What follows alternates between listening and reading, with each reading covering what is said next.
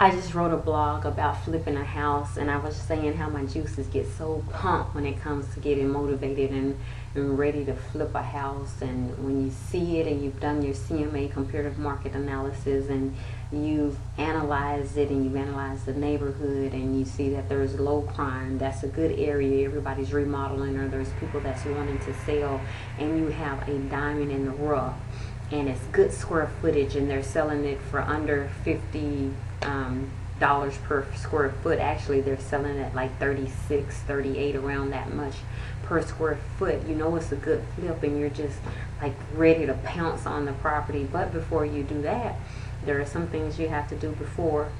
After you've done your CMA and you determine what you're going to sell the house for, you determine your end profit. After the realtor's commission and taxes and everything has come out, this is your actual profit. You want to determine what's your goal, what's your budget after your actual profit. If you pull the carpets, if you do the paint yourself, you want to also make sure that if you're doing the work yourself, is it taking time away from other monies that you could be making.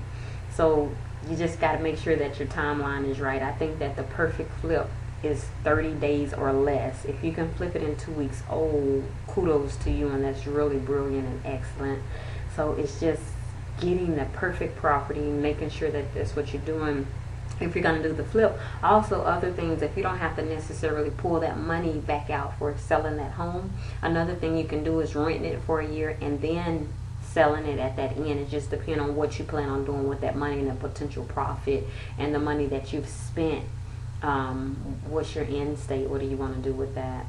So it's different ways you can go and different variables, and I just get so excited about the thought of it and knowing that if it's a good property, what you can do with it, and making sure that you're not, some people come into a property and the bathroom really is not as bad as they think. They think you got to pull the toilet out and pull the tub and do all these different things.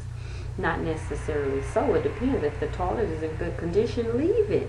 It might not be, conservative on water or something like that, but if that's going to hurt your profit in the end and that toilet still works, leave that. If there's like maybe touch up that you can do with the bathtub itself, then touch it up.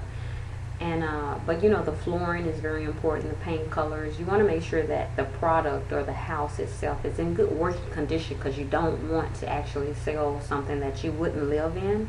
At the same time, you want to make sure that you put something out that's a good product, but your goal is to also to make a profit. So this is flipping a house. I was just enthused. I just did a blog. Like I said, this is going to go with my blog, and so I just wanted to talk about it. Just so excited. I'm just trying to stop because I'm trying to do some other things, but I just saw this diamond in the rough, and so I'm like, oh, what to do. So, alright, have fun with your flip.